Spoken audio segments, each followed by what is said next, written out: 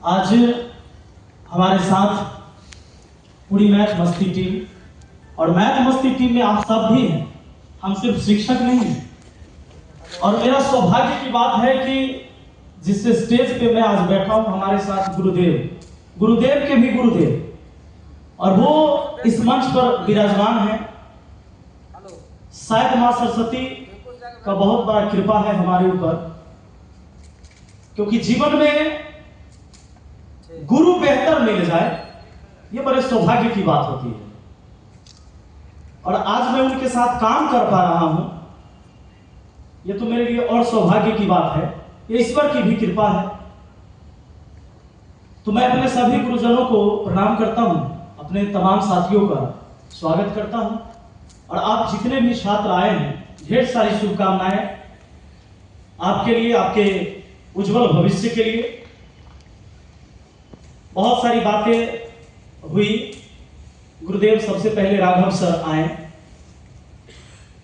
मैं गुरुदेव इसलिए कहता हूं कि जब मैं रीजनिंग पढ़ने आया था पटना में, उस समय मैं समस्तीपुर में पढ़ाता था। समस्तीपुर में मैथ पढ़ाते थे, तो उस समय हम रीजनिंग पढ़ने के लिए यहां पटना आया करते थे, क्योंकि एक होड़ था। पटना को छोड़ दीजिए तो बाकी जिला में जो मैथ का टीचर है वो है रीजनिंग का भी टीचर रहता है। अक्सर आप सुने होंगे मैथ रीजनिंग के शिक्षक होते थे। तो कुछ टॉपिक ऐसे दिए जो मैथ के टीचर के लिए आसान होता है। अब जब से नंबर सीरीज पढ़ना है, नंबर रैंकिंग पढ़ना है, तो ये सब अल्फाबेट हो गया, तो ये सब नंबर पर आधारित रीजनिंग का टॉपिक है। तो मैथ के टीचर को आसान लगने भी लगता है ये, पर कुछ ऐसे भी रीजनिंग के टॉपिक हैं जो मैथ के केवल टीचर से नहीं होगा, वो रीजनिंग के टीचर से ही पढ़ना होगा।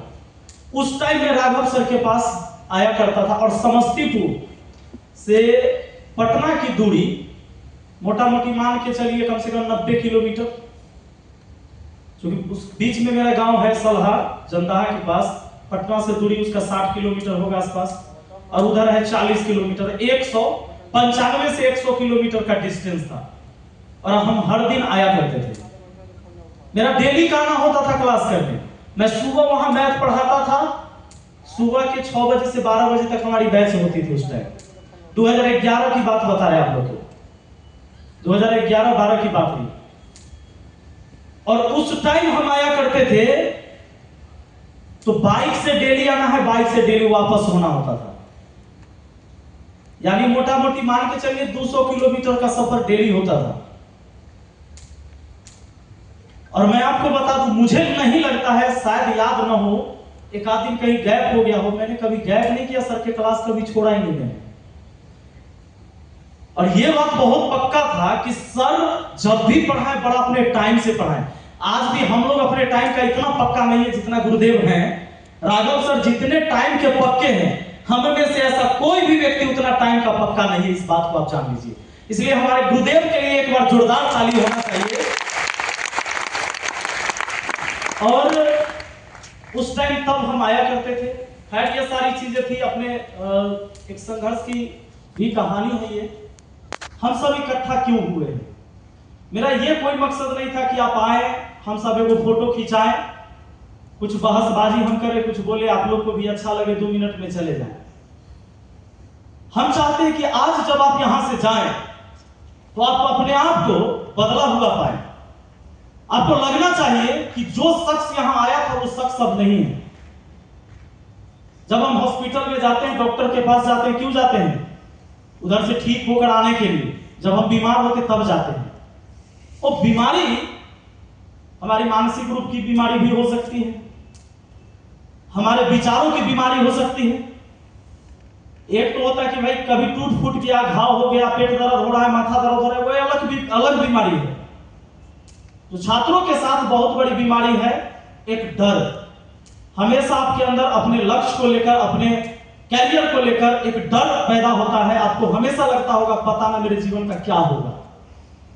ये सबसे बड़ा डर होता है। आप कितना भी मेहनत करते होंगे, कितनी भी पढ़ाई करते होंगे, लेकिन एक डर हमेशा बना रहता है कि शायद हम सफल नहीं होंगे। हम जो करने जा रहे हैं शायद उसमें कहीं सफलता हमें नहीं मिलेगा। हम कमजोर छात्र हैं। बहुत तेज तेज विद्यार्थी हमारा आसपास से सफल नहीं हुआ है, हम कहां से हो जाएंगे। आप पढ़ते होंगे लेकिन पढ़ते वक्त भी ये विचार आपके अंदर चलते रहता होगा। जब कोई एग्जाम देने जाते होंगे उससे पहले आपके अंदर डर होता होगा कि एग्जाम हॉल में जब हम जाएंगे तो पता ना सामने जो प्रश्न आएगा वो प्रश्न का जवाब हमको आएगा कि नहीं आएगा। आप कितना भी जीके पढ़े हैं पर आपको लगता होगा शायद हम जाएंगे ना तो 10-20 को सवाल ऐसा होगा शायद ना बने कि 10 को बनेगा। ये डर होती है कि नहीं आप लोग के अंदर? होता है, ये बहुत बड़ा डर है। तो आज हम चाहते हैं कि जब आप यहां से जाएं तो ये सारा डर खत्म हो जाए। और हमारे गुरुदेव माधव सर जिन्होंने मुझे गणित पढ़ाया है वो भी इस स्टेज पर मौजूद हैं। तो ये कहते थे एक बात हम लोग को क्लास में कि ये कॉन्फिडेंस कब आएगा? एक मंत्र है, हम हैं से हम, बाकी सब हमरा से कम। ये बात आपको याद रखना होगा, हम हैं से हम है, बाकी सब हमरा से। जब तक कॉन्फिडेंस नहीं होगा आप किसी के सामने बोल नहीं सकते, आपकी हिम्मत नहीं होगी। हम देखते हैं, हम मुखिया है वर्तमान में, आप लोग जानते भी हैं, ब्लॉक में गए कई बार मीटिंग होता है तो वीडियो के ऑफिस में हम लोग बैठे रहते हैं, तो वीडियो साहब बैठे रहते हैं, तो कोई गरीब आदमी चाहे पढ़ा लिखा नहीं है बेचारा या पढ़ा लिखा ही नहीं, लेकिन उसके पास वो कॉन्फिडेंस नहीं है तो गेटे पर से आकर ऐसे हुल्की मारता है। हाँ, ऐसे हुल्की मारता है, मारता है कि नहीं मारता है? आप लोग भी कभी सीओ और वीडियो के कार्यालय में गए होंगे, पता ना बुरा मान जाएगा अंदर जो बैठा है। ये बात आप सोचते होंगे कि अगर हम जाएं कैरेक्टर सर्टिफिकेट बनवाना है, कोई पेपर पर वेरिफिकेशन करवाना है, तो जैसे ही जाते तो दरवाजा पर पहले ऊपर चपरासी से पूछते हैं कि सर हैं? हाँ है, रुको ना अभी मीटिंग में है सर, बाहर रहो। ऐसा होता है कि नहीं आप लोग के साथ? तब फिर थोड़ा झांक के देखते हैं कि बिजी है कोनो के साथ कि वो अकेले बैठल है, जुगाड़ लगाते हैं और देखते हैं कि जे ना अकेले है तो फिर उनका कहते हैं सर जाने दीजिए ना, तभी एक बार मिलने में दीजिए ना सर से। एक आध को आता है कॉन्फिडेंस वाला आदमी, भले ही पढ़ा लिखा है, चपरासी आपसे कुछ भी नहीं करता है, सीधे घुस गया, वीडियो साहब साइन करिए तेरे पर।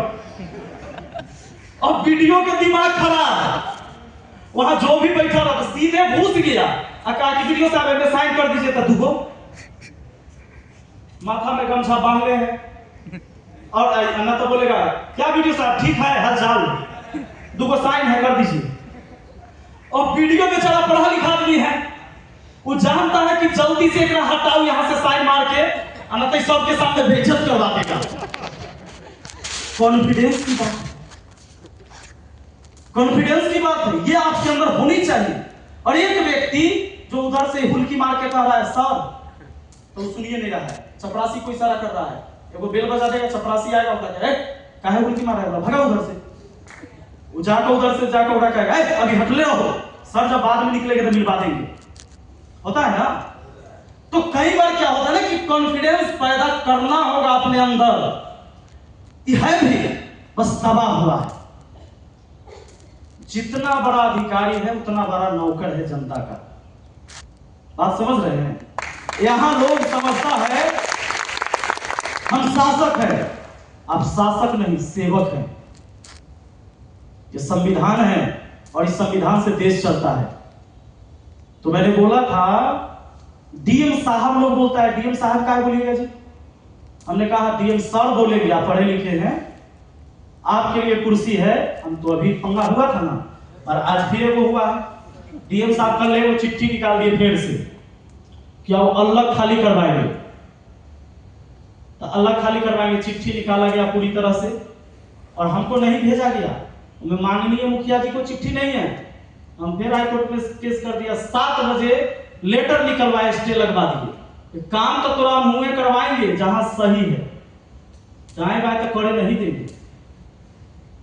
तो मैंने पहले कहा था कि हम बंदूक वाला ना कलम वाला मुखिया है।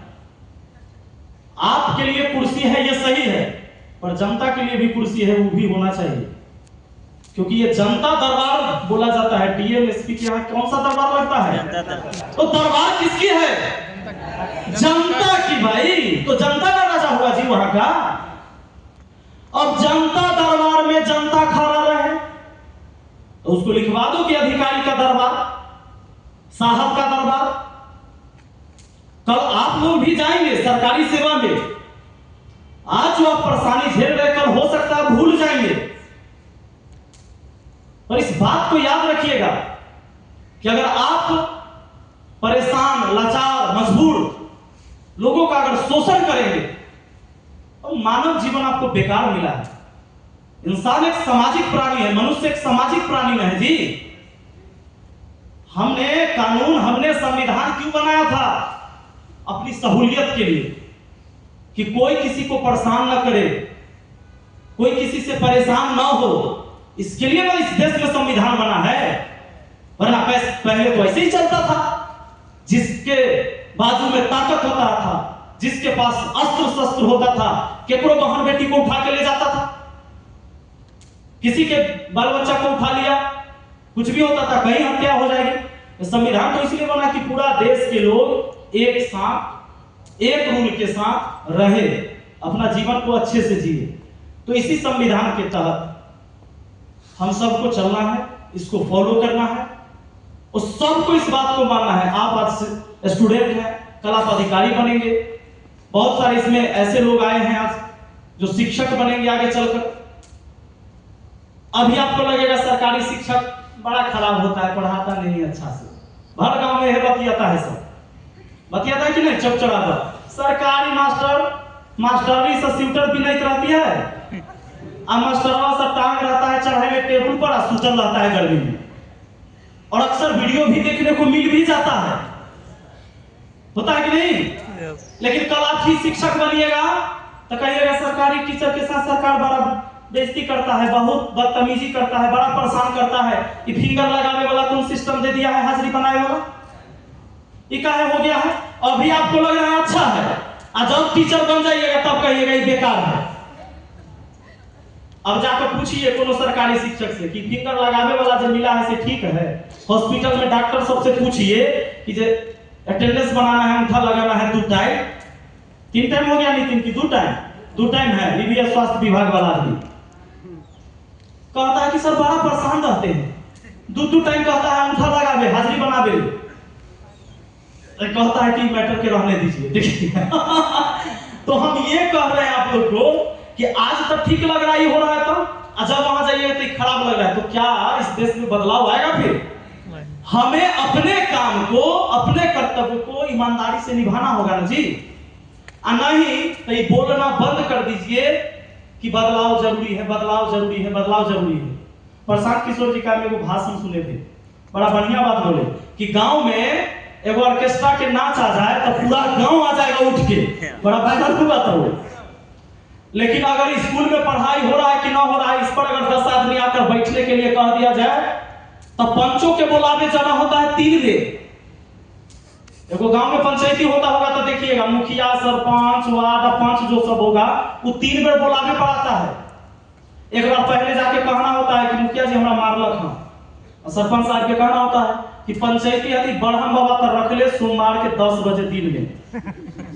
मुखिया जी कहेंगे सरपंच साहब के कहू, हाँ सरपंच साहब के कह दिलिए हम। अब फलनारायण नंदलाल चाहथिन, गुटन बाबा हथिन, उनका सके हम सबके कहलिए घरे घरे जाकर, हाँ सबको कहा है। अब फिर जे बेचारा मार खैले है, जब सोमवार हो जाएगा ना, सोमवार के पंचायती है तो रविवार के फिर शाम में जाकर फिर कहे जाएगा कि कल 10 बजे पंचायती है, ये 2 बार हो गया। और सुबह बेचारा तिरपाल उरपाल बिछाकर बढ़म बाबा तर जो मार खैले है वो है, मारले है से थोड़े बोला भी जाता है। समाज की देखिए विडंबना, जो मारे हुए हैं उसको परेशान होने की जरूरत नहीं है। जो मार खाए हुए फिर वो अगला दिन सुबह में साइकिल उठाएगा, एक बाप ते ओन्ने या एक बाप ते ओन्ने, हर गांव से 5 को खोजना होता है जी। फिर 2 गोतिया के लड़ाई है तो दोनों गोतिया के घरे घरे जाकर कहना होता है हम ही गोतिया में के मारे वाला वो गोतिया में के है, वो दोनों के जाकर कहना होता है। फिर सब सुबह में एक बार कहा, और आबादों में जो 4-5 गो पंच रहेगा वो नहीं आएगा जब तक फिर नहीं जाओगे बुलावे।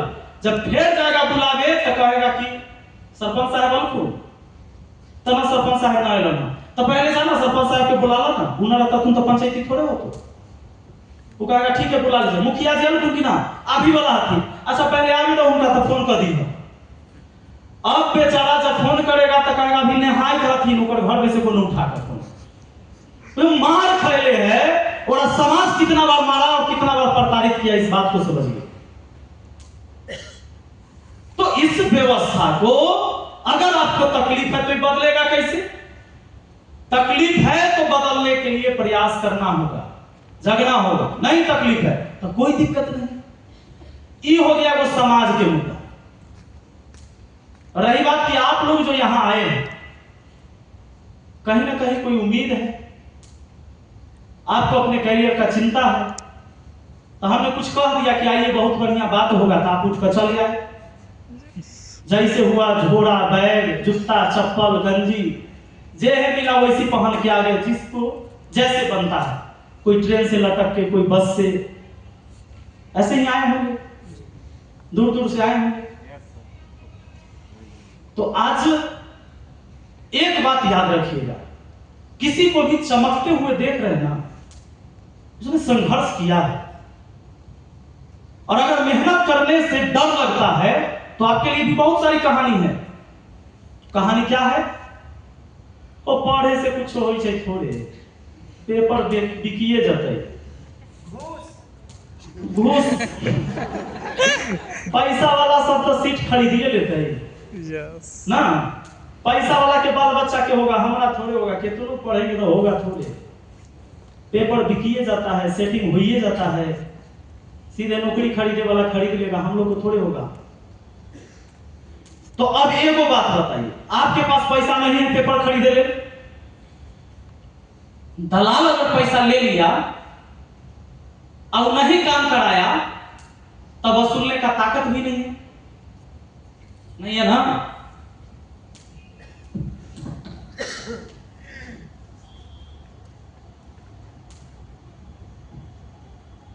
तो फिर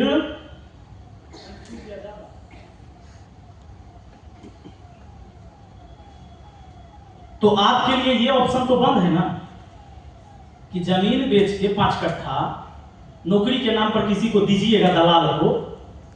ये ऑप्शन तो बंद है आपके लिए, दे नहीं सकते।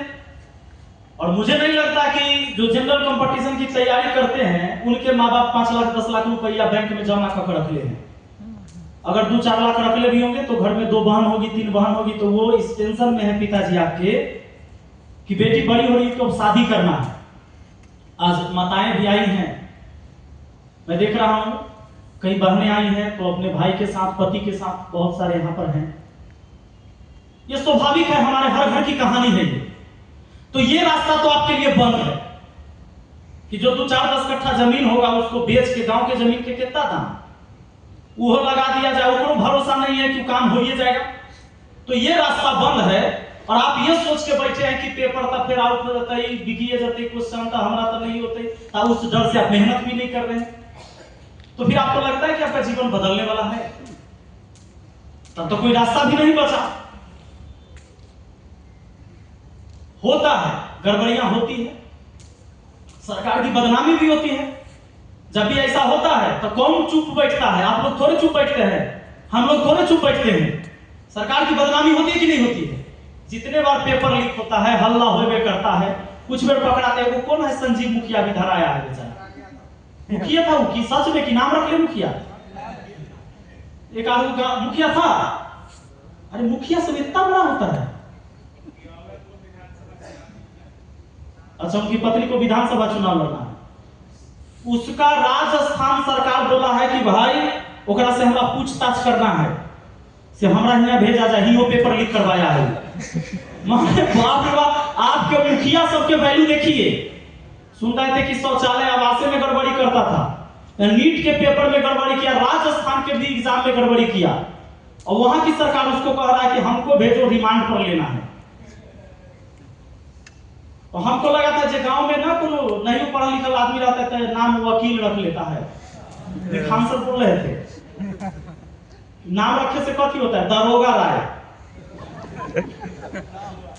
वकील साहब नहीं रहता है, सिपाही जी। तो वैसे ही तो वो पता नहीं, हमको लगा था वैसे मुखिया, लेकिन कह रहे कि मुखिया है सच में, रहे पत्नी रही थी। तो ये सब जो गिरोह है कितने लोगों तक पहुंचेगा? सब सारा पेपर थोड़े बेच लेगा। अब पकड़ाया भी, अब अंजाम अगर सरकार उस पर ठोस कदम न उठाए तो सरकार की तो बेइज्जती होगी। सरकार को चाहिए कि इस समय कड़ा कदम उठाना चाहिए, और नहीं उठाता है तो वही सत्ता उलटते पलटते रहता है, बात पक्का है, तो ये होते रहेगा। लेकिन आपके जीवन के जो हिस्से में है वो है आपका संघर्ष, आपका मेहनत। और पहली बात ये सोचिए कि आपको मेहनत करे कि कहना जरूरी है। आप चाहते हैं कि आपका जीवन जैसे अभी चल रहा है ऐसा ही रहे, या आपके जीवन में बदलाव आए। देखो, सर ने थोड़ा देर पहले कहा था कि चाहत आपके पास होनी चाहिए किसी भी चीज के प्रति। आपकी चाहत थी कि हमको सेमिनार में पहुंचना है, आज जाना है, सर लोग सामने से मिलेंगे, ऑनलाइन देखते थे, तो आज पहुंच गए कि नहीं पहुंच गए? अब बहुत लोग नहीं पहुंच पाया, लेकिन आपकी चाहत इतनी मजबूत थी, इतनी इच्छा शक्ति आपकी मजबूत थी, आप पहुंच गए। और जितना सोचे थे उतना चीज अभी तक आपको मिल चुका है कि आप मिल लिए सब लोगों से। इसी तरह से अपने जीवन को संवारने के लिए अपने अंदर एक चाहत पैदा करना होगा कि आप कैसा दिखना चाहते हैं, कैसा बनना चाहते हैं 2 साल 4 साल के बाद। क्या यही जिंदगी जीना चाहते हैं? क्या आपका भी मन हो कि भाई बढ़िया सा घर हो, ये टूटल झोपड़ी मकान ये सब अब हट जाए, माँ पिताजी दादाजी सब इसमें रहे हैं, गुजारा किए हैं, लेकिन अब एक घर शानदार बनना चाहिए, कम से कम कपड़ा लत्ता खूब बढ़िया पहने, गाड़ी घोड़ा कम से कम हो, जब बाहर निकले तो कोनो देखे तो कहे कि फलाना जा रहा है। ये सब इच्छा पैदा होता है कि नहीं? ये सब होना चाहिए। नहीं तो चल जाओगे कोनो साधु संत के सत्संग में तो कह देगा कि सब मोह माया है, वो बेचारा अपने आएगा फॉर्च्यूनर से, वो आएगा फॉर्च्यूनर से, 10 गो बाउंसर होगा आगे पीछे, और तुम्हें उसी सभा में समझा दिया जाएगा कि पैसा कौड़ी माय बाप ये सब कथी है? मोह माया। हाँ, ये मोह माया में हम रहेंगे, यही में मजा है।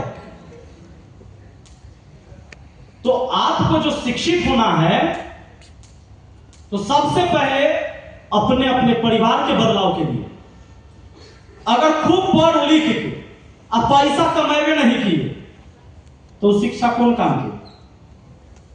हमारा ये कहना है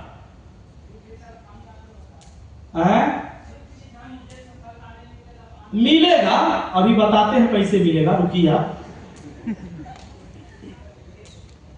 नहीं, आपको लगता है दुनिया में एक बहुत बड़ा कंफ्यूजन है।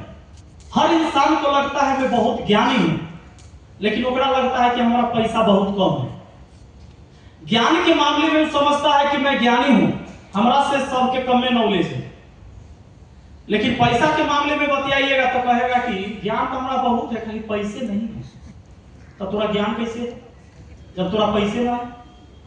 ये ज्ञान काहे नहीं हुआ कि पैसा कहां से आएगा? अरे पैसे के कारण ना माता जी जो है दिवाली में साड़ी खरीदती है, वो छठ तक चलाती है, दुर्गा पूजा में खरीदी तो छठ दिवाली में नहीं खरीदी, होली में अपने लिए नहीं खरीदेगी, सोचेगी हमारी बेटा के, तो अगला बार बेटी के खरीदेंगे कपड़ा। वो फटी साड़ी पहन के रह जाएगी, पिताजी वो कमीज और पैजामा जो है 3-3 साल चलाते हैं। कौन सी के कमी से? पैसा के कमी से। तो जब तुम शिक्षित हो और पैसा कमाने का लूरे नहीं हुआ तुरा, तो कहला शिक्षित हुआ था? तो पैसा नहीं कमाए तो परिवार की समस्या खत्म नहीं की, परिवार में समस्या बना हुआ है, आपके साथ भी समस्या बना हुआ है। अब जा रहे हैं सरकारी हॉस्पिटल में, 500 बेड लगल है, के वो हॉल में उनमें पड़ल है, पिताजी बीमार है तो बेडो न मिला, नीचा सुतल है। होता है कि नहीं होता है? कभी गए पीएमसीएच एम्स में गए हैं, आईजीआईएमएस में गए हैं, एनएमसीएच में गए हैं, हम तो जाते रहते, कभी कभी किसी को कुछ होता है तो देखते हैं। अगर आपके पास पैसा नहीं है तो आपका रोगी को बेड नहीं मिलेगा, नीचा पड़ल रहेगा। तो इस देश में ना तो समान शिक्षा मिला है अभी तक। समान शिक्षा का मतलब होता है कि एक ही शिक्षा एक कीमत पर सबको मिलनी चाहिए थी, और वो कीमत होनी चाहिए थी 0। शिक्षा फ्री में मिलना चाहिए था। तो क्या इस देश में है व्यवस्था? स्वास्थ्य फ्री मिलना चाहिए था। तो आपके पास बहुत पैसा है तो बड़का बड़का हॉस्पिटल है, अब पैसा नहीं है तो पीएमसीएच के जनरल वार्ड के तो रास्ता पर फेंकल रहेगा तो हर बॉडी। तो समान स्वास्थ्य सुविधा तो नहीं है इस देश में, और न्याय भी तो नहीं मिलता है बिना पैसा के। जब हाई कोर्ट में भी जाइएगा तो झूठ के वकील खरीदाता है, झूठ के गवाह खरीदाता है, झूठ के सबूत बनते हैं। थाना में जाओगे तो झूठा रिपोर्ट तैयार होता है कि झूठ बात बोल रहे हैं हम? सही बात होता है। तो अब एक बात बताइए, हम तो जब इतना बात नहीं जानते थे, मुखिया बने थे, एक दिन वो घटना हुआ हमारा पंचायत में, मारपीट हो गया दो पक्ष में, यादव मार के, यादव बड़ा मार करता है आपस में, ये बात सही, हम यादव है लेकिन बोलते हैं सही बात है, हमारा गांव में बड़ा लड़ता है लोग। मारपीट हो गया, मारपीट हुआ तो केस लिखाया कि हमारा बेटी के बलात्कार करे ले लोग कर पोता या दादा दोनों गया। तो हम बचावे ले गए, हमारा घर के लड़का सब गया तो ओकरा सबके मारा, वकील लिखा, थाना में केस हुआ, थानेदार हमको फोन किया कि मुखिया जी आपके पंचायत का ऐसा मामला आया है। हमने तो अभी एफआईआर नहीं करिए, पहले दोनों से पूछते हैं कि सच में ऐसा हुआ है। अब पता लगा एक के गांव की कहानी, तब पता कथी लगा जानते हैं? जेकरा पर इल्जाम लगा रेप करने का, वो ट्रैक्टर चलाता था, वो खेत जोतता था, और 2-3 सीजन से पैसा बाकी था उसके यहाँ, तो गया पैसा मांगे, तो पैसा मांगे गया ओकरा दरवाजा पर, तो बहस हो गया, ना देबो अभी अगला बार होता ही तो देबो। अब वो कह दिया कि तू कहिया देबो, हैं 3 साल बीत जाते तब देबो कि पैसा, कि देबो पैसा भी। अब ये पर हो गया गरमा गर्मी, ना देबो तो की करे भी, ना देबो तो की करे भी, अभी ये कर देबो। हो गया मार के छोड़ा के पीट दिया, घर वाला सब था ज्यादा संख्या में, पीट दिया पैसे मांगे वाला के। अब एक घर वाला सजा के फिर ओकरा सके पीट दिया। यही हुआ, कहानी क्या बना? क्योंकि वो घर वाला महिला पुरुष सब भीड़ गया मारे,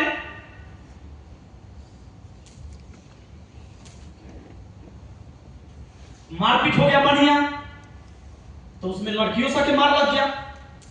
अब मारपीट होता है तो कॉलर पकड़ाएगा, कपड़ा पकड़ाएगा, कुछ भी हो सकता है। ये थोड़े है कि आदमी नहीं भाई ऐसे नहीं मार सकते हैं, थोड़ा साइड में आइए ऐसे मारेंगे, ऐसे तो नहीं होता है। और केस लिखाया, पोतों के में नाम है रेप करने में, और दादा के भी नाम है कि छेड़छाड़ किया गया लड़की के साथ, और उस लड़की को बचाने के लिए लड़का का भाई गया तो उसको भी पीटा गया, मां गई तो उसको भी पीटा गया, उसका भी साड़ी खोल दिया गया, ऐसे केस बनाया वकील। हम कहे कि इस देश में न्याय लेना है तो पैसा भी चाहिए। अब कैसे कैसे करके फिर पंचायत हुआ, गांव में उसको बताया कि भाई कि तुम्हारी भी बदनामी होगी। ऐसा थोड़े होता है कि झगड़ा लड़ाई में कोई हो जाएगा किसी को रेप कर दिया, गांव की बात है, तो फिर बात खत्म हुई। तो ऐसा ना जाने कितने केस होते हैं, और आप लोग भी कई परिवार से होंगे ऐसे केस झेले होंगे, झूठा केस होता है। तो न्याय भी यहां पैसे से मिलता है, और पैसा कमाना बड़ा जरूरी है। अब पैसा कमाने के लिए आपको सोच डेवलप करना होगा। जरूरी नहीं कि किताब खूब पढ़ लीजिएगा तो आपको खूब पैसा हो जाएगा। आपसे कम पढ़ा लिखा आदमी सभी इस देश में सबसे अमीर आदमी बना है। आप किसी का उलट के देख लीजिए इतिहास, सचिन तेंदुलकर कितना पढ़े होंगे, अंबानी कितना पढ़े थे, टाटा, रतन टाटा से ज्यादा एजुकेशन अभी भी बहुत सारे लोग ले चुके। नेता लोग का देख लीजिए, बहुत सारे बिजनेसमैन हैं। आप ही के गांव में होगा ऐसा ठेकेदार जो 5वां तक पढ़ा है, 2-4 गो चिल्ली चला रहा है, वो है कि नहीं? हाँ, जनता परेशान है। अभी थोड़ा देर में बुलवाएंगे आपसे, रुक जाइए। कहां से हैं आप? कैसे आए हैं आप? कटिहार से? कै बजे चले थे वहां से? भाई आदमी तो जिद्दी है, आदमी जिद्दी है, ताली होना चाहिए। बहुत आपके अंदर जुनून है, ये जुनून होनी चाहिए। तो सबसे पहले मैंने एक बात आपसे कहा कि पैसा कमाना पड़ेगा। इसके लिए अभी से आपके अंदर ये विचार चलनी चाहिए कि भाई पैसा आएगा कैसे। गलत काम करके पैसा कमाना नहीं, गलत काम करके छिनताई करे चलिएगा, रोड में चैन छीनिएगा, पैसा छीनिएगा, बाइक छीनिएगा, एगो शॉर्टकट एगो कमाता है लड़का सब। ओकर परिणाम आप जानते हैं ना, कभी बंटवारे करे में ओकर दो से गोली मार देगा ओकरा, और लाश मिलेगा रोड पर। चोरवा सब के गैंग में लड़ाई हो जाता है, सुने कि नहीं कई बार, ओकरे दो सोकड़ा मार देता है। तो कहने का मतलब कौन चैन से, ऐसा करने वाला कोई चैन से नहीं है, उसके माँ बाप कोई नहीं। तो हमें पैसा भी कमाना है, हमें इज्जत सम्मान भी कमाना है, हमें नाम भी कमाना है, हमारे माँ बाप को गर्व होना चाहिए। और इसके लिए किसी खानदान में, किसी पीढ़ी में एक व्यक्ति पैदा होता है जो पूरे परिवार के इतिहास को बदलता है। ऐसा नहीं है कि हर पीढ़ी में कोई आएगा, आप सोच रहे हैं कि हमारा नौगा आने वाला वो करेगा, दादाजी नहीं किए थे तो हम कहला करे, पिताजी तो नहीं कमा रहे थे तो हम कहला कमाए। ऐसे नहीं होता है, कोई ना कोई एक वो होता है जो पूरे परिवार के इतिहास को बदलता है। तो आपको सोचना है, उसको बदलाव के लिए आप पैदा लिए हैं उस परिवार में। आप अकेले, आपका भाई भी नहीं साथ देगा, आपके पिताजी साथ नहीं देंगे। अरे कदुआ के पौधा के चढ़ावे ले अलान की जरूरी होता है, लकड़ी लगाते हैं, तार के पेड़ के लिए थोड़ी जरूरी होता है। देखे कहीं बांस खड़ा करे के लिए ओकरा ले की ऊंचाई तक जतई, और जैसे हटा दोगे लकड़ी कदुआ के पेड़ से नीचे गिर जाएगा, उस सहारे की जरूरत नहीं है। और दुनिया आपको क्या कहती है, क्या सोचती है, समाज आपके बारे में, अगल बगल वाले, सब दिमाग से निकाल दीजिए। गुरुदेव ने थोड़ा देर पहले आपको ध्यान करवाया था, मुझे लगता है कि जब आपने ध्यान किया था, आंख खोले थे तो कुछ अलग फील हो रहा था। सही बात है। तो हम लोग भी जब पढ़ने आए थे तो पहली बार सर करवाए थे, हम लोग को मिला कि बड़ा अजीब बात है, वो ध्यान करिएगा। आज पूरा तरीका बता दिए सब। इसमें कितना समय लगा? 10 मिनट, 15 मिनट बहुत हुआ। क्या 15 मिनट आपका फालतू का कभी बर्बाद होता है कि नहीं? डेली कितना बर्बाद होता है? ज्यादा, बहुत ज्यादा।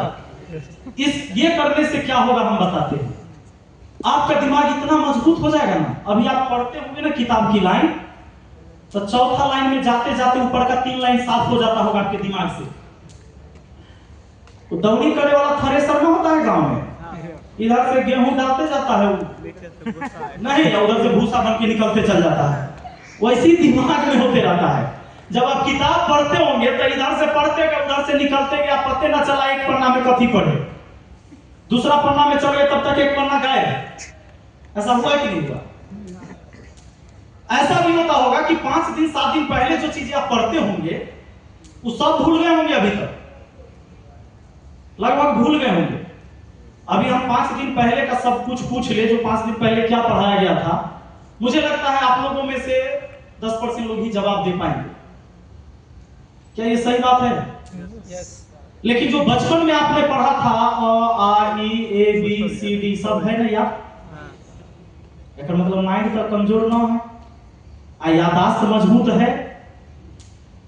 आज से 20 साल पहले, 15 साल पहले, 16 साल पहले, 18 साल पहले पढ़ा हुआ चीज आज तक आपके दिमाग में है और वो बात याद है, तो 5 दिन पहले वाला भूल रहे हैं। ये मन के बदमाशी है। किसका बदमाशी है? मन के बदमाशी है। उस समय जब आप पढ़ते थे ना, तो बाहरी दुनिया का कोई ज्ञान नहीं था आपके पास, सिर्फ आपको पढ़ाइए का मतलब ऐसा नहीं था कि वो हार्ड चीज नहीं है। अभी आपको लगता होगा कि हार्ड थोड़े है सर, ए से जेड तक का सब क्या आता है। उस समय बहुत मार खाए हैं आप ए से जेड तक लिखने के लिए, याद कीजिए। तन के मार नहीं लगा होगा आपको, यानी कठिन था। शिक्षक आपके पढ़ाते थे, 2 रसगुल्ला पार दी है बउआ, आधा मिटा दी है, वो डंडा खींच दिया और हो जाता है ना, और अंगुली में पेंसिल फंसा फंसा के, यानी मुश्किल था ना, तब ना उतना सिखाया जा रहा था, उतना मेहनत किया जा रहा था शिक्षकों के द्वारा या घर के लोग जो पढ़ाते थे, यानी कठिन वो भी था। पर वो आज तक याद है, और आज वाली चीज आप भूल जाते हैं कि मन के बदमाशी, मन में भटकाव है, मन में बहुत सारे विचार एक साथ चलना, ये प्रॉब्लम है। ऐसा है कि नहीं है? और प्रॉब्लम पकड़ा गया और फिर इलाज हो जाएगा। इलाज करेगा कौन? क्योंकि ये लड़ाई अंदर की है, मन की लड़ाई है। आपके अंदर की लड़ाई है तो ये लाठी भाला बंदूक से तो होगा नहीं। मन को बताना होगा, समझाना होगा कि ये जो तुम कर रहे हो नुकसानदेह है। जब आप पढ़ रहे हैं और दिन भर की घटना उसी टाइम आपके दिमाग में चल रहा है, तुरंत मन को कहिए कि रे पगला, हम समझ रहे तू हमारा फिर भटका रहा है, सर बोले थे कि तोरा से हमको बच के रहना है। उसी समय उसको डांटिए, दिया दिन के खबर दीने में अभी पढ़े थे, अपने मन में सोचना है और फिर पढ़िएगा पढ़िएगा, तनी देर में फिर कहेगा अब मुझे दोस्त आज गाली दिया था से ठीक किया था, फिर कहेगा अभी यही बात लेके आए, हटाओ अभी हम पढ़ते हैं। ये अभ्यास आपको करना होगा 10 दिन 15 दिन 20 दिन। बात को समझिए, एक दिन में नहीं बदलाव आएगा। ये कई बार कई लोगों से लड़ाई होती है, किसी से मनमुटाव होता है दोस्त से, तो एक के दिन में दोस्ती नहीं खत्म करते हैं, धीरे धीरे ओकरा से बतियाना ही छोड़ देते हैं। धीरे धीरे करते हैं कि नहीं करते हैं ऐसा? आपका बात नहीं बुझ रहा है, आपसे तालमेल नहीं खा रहा है, तो क्या करते हैं आप? धीरे धीरे, पहले दिन भर में 4 बार कॉल करते थे, अब खाली शाम को करेंगे या फिर 2 दिन पर करेंगे, फिर 7 दिन पर, अपने आप छूट जाता है कि नहीं आदत? सेम उसी तरीके से आपके मन में जो लड़ाई चल रही है, जब आप पढ़ते हैं उसी टाइम कई सारे विचार आएंगे। पिताजी से पैसा मांगे थे वो नहीं दे रहे हैं, माता जी कह रही है भाई से लड़ाई हो रहा था, भाई तो कह रहा था एकरा मिलेगा तो हमरो मिलना चाहिए, बहन कह रही है कि हम भी पटना पढ़े जाएंगे जब भैया दिल्ली पढ़े जा रहा है, तो इस सब के लड़ाई हमरे से रहता है। पिताजी सबसे ज्यादा दोषी हम ही को मानते हैं, हमारा पर तन को उनको दया माया नहीं है, माँ थोड़ी ठीक है, ये सब विचार आता होगा। तो जब आप पढ़े उस समय ये सब विचार आए ना, तो उसको कहो कि ये सब बात बाद में बतिया लेंगे, हम अभी 4 घंटा बैठे हैं पढ़ेंगे। फिर जब पढ़ते पढ़ते 1-1.5 घंटा होगा तब कमर दुखाने लगेगा, कमर दुखाने लगेगा, तो फिर कहेगा कि कमर दुखा गया, अब लेट कर पढ़ लीजिए, तो तनी लेट कर पढ़ेगा तो नींद आ जाएगा, सुताइए जाएगा। तो क्या किया वो आपको बहकाया, ऑप्शन दिया कि कमर दुखा रहा है, फिर लेट कर पढ़े, फिर सुतिए गए, फिर अगला दिन तैयार है ना, कल लेट गए थे ना, सुताइए गया था, लेट भी नहीं करेंगे, आप भी एक्टिव हैं। तो फिर कहेगा कि एक काम करो ना, 2 घंटा ताज पढ़िए लिया ना, आज एकदम सब पढ़ कर थोड़े हो जाएगा, बगल में शादी हो रहा है, भोज शुरू हो गया, खा के आते हैं आप तब पढ़ेंगे। तो आप क्या किए कि फोन किए 2 दोस्त के कि कखनी जाबी, वो कहा कि चल भाई अभी तैयार हो रही है तो आ जल्दी। अब गए सब मिलकर भोज खाए, आप अकेले जाते भोज खा के आ जाते तुरंत, लेकिन आप 10 गो के जो साथ गए, आप उसको फोन किए, वो किसी और को फोन किया, हो सकता है वो 4 गो से आ गया, फिर आप भोज खा के लौटे, क्या भूख लग गया क्या आप लोग को? नाश्ता का व्यवस्था है, भूख लग गया है ना, तो ठीक है।